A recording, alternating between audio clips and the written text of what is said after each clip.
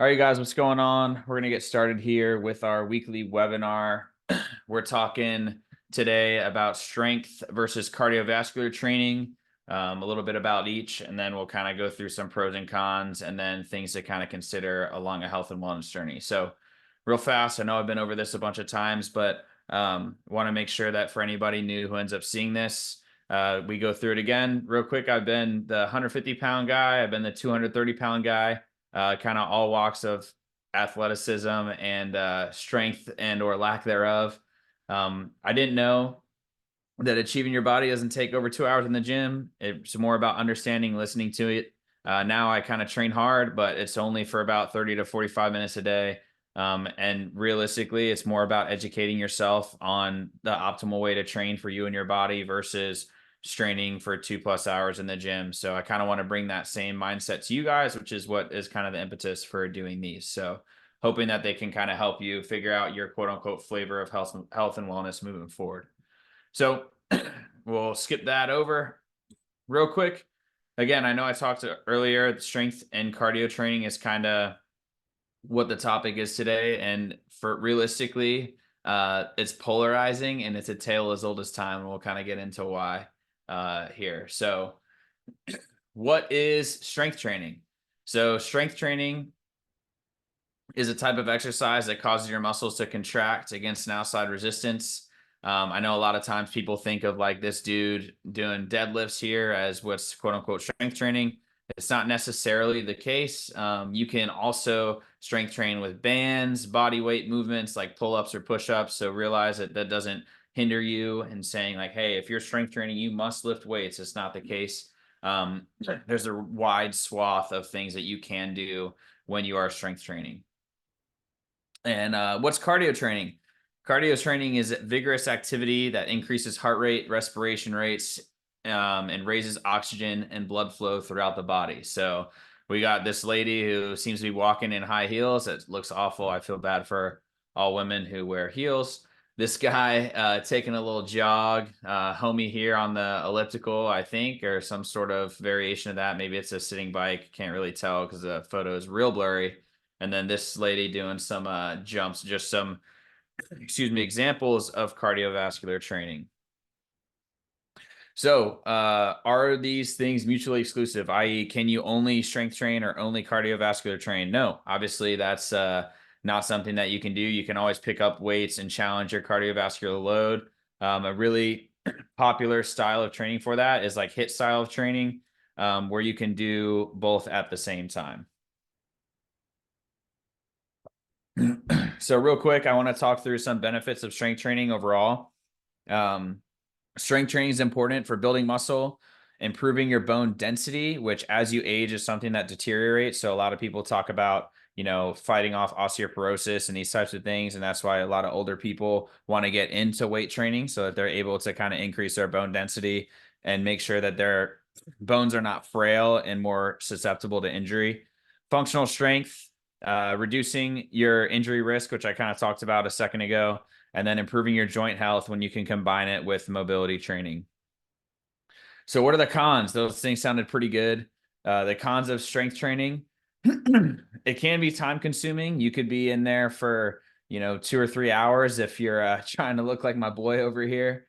Limited caloric burn. So if you're in there strength training, typically you've got more time between sets. If you're strictly strength training anyway.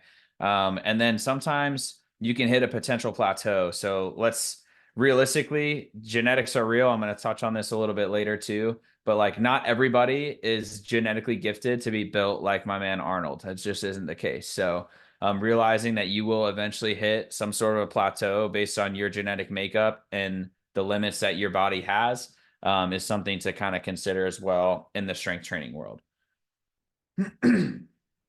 All right, next we're going to talk through some benefits of cardio training. So cardiovascular training is great for caloric burn. It's great for your heart health, your mood enhancement, and versatility. So realistically, if you're doing more cardio training versus strength training, you're likely to burn more calories. And this is something that I think a lot of people inherently think is more versatile. Like you can run almost anywhere you are. You can do swimming, bike. You can do any of these types of things that are quote unquote cardiovascular training.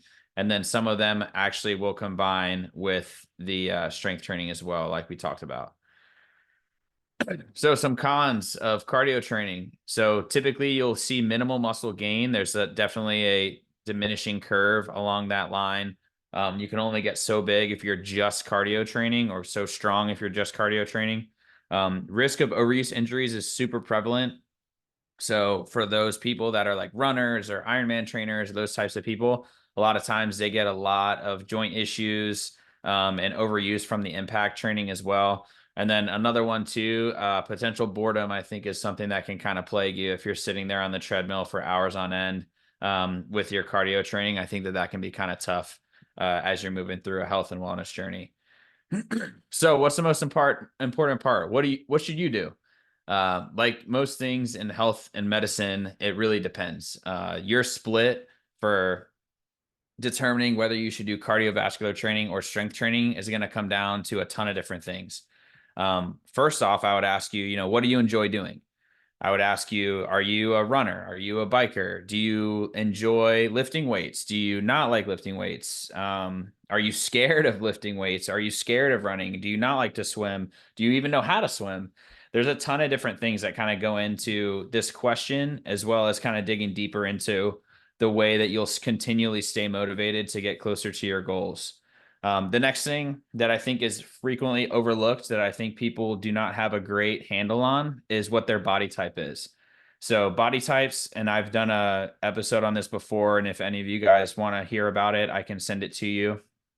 But there's three natural kind of body types that you typically will fall into.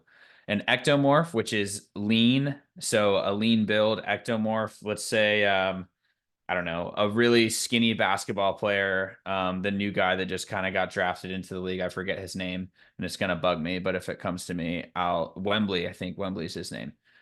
So a lean build is going to be that guy who can eat anything that they want, and then they don't gain a single pound and they struggle to put on muscle mass.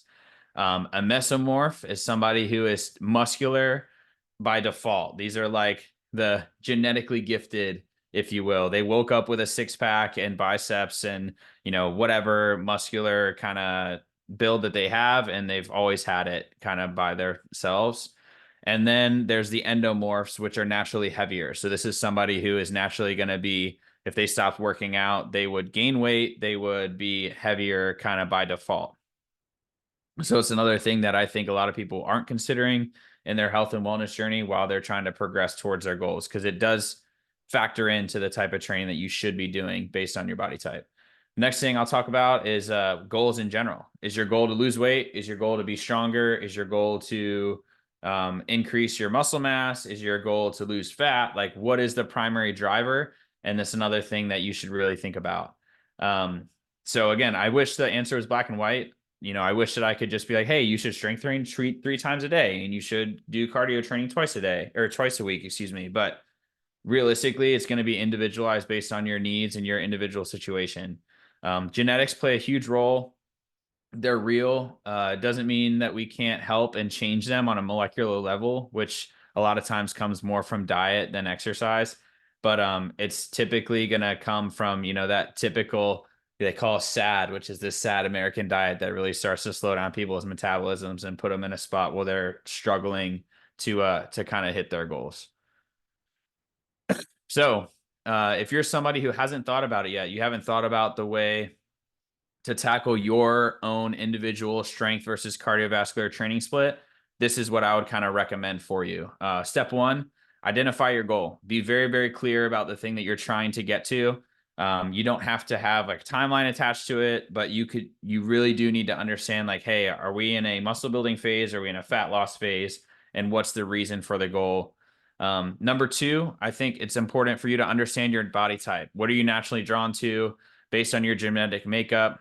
And typically, as unfortunate as this is, the human condition of wanting what we can't have means that you're typically the opposite of that in your goal. So if you're somebody who's more of an endomorph, aka naturally heavier, you typically want to be more athletic or lean. And if you're the lean guy, you typically want to be more athletic or bigger. So it just kind of works out that way, unfortunately.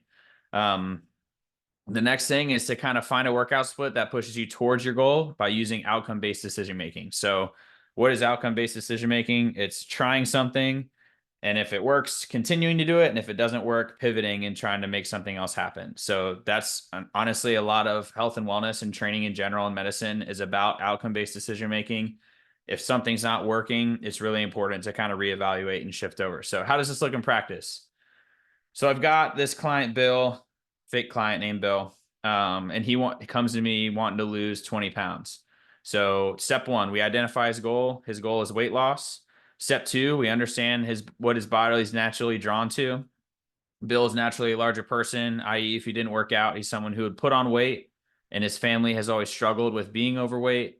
And then step three is finding a workout split that pushes Bill towards his goals versus away from them. So in a perfect world, I would put Bill in some sort of a HIIT or more cardio-centered workout program to optimize his calorie burn and focus on his nutrition and movement to help him have a sustainable fat loss over time. So with all that in consideration, this is incredibly simplified. I've broken down, a very complex coaching practice into these 3 steps, but this is what I would do to get us in the right direction. And then we would then reevaluate after a couple weeks, a month or so, and see where we are and then make adjustments over time. So be aware, incredibly simplified, but something that is really, really helpful to kind of think of over time. So that is kind of all I have for you guys today. Let me know if you guys have any questions, and we'll see you guys in the next one later.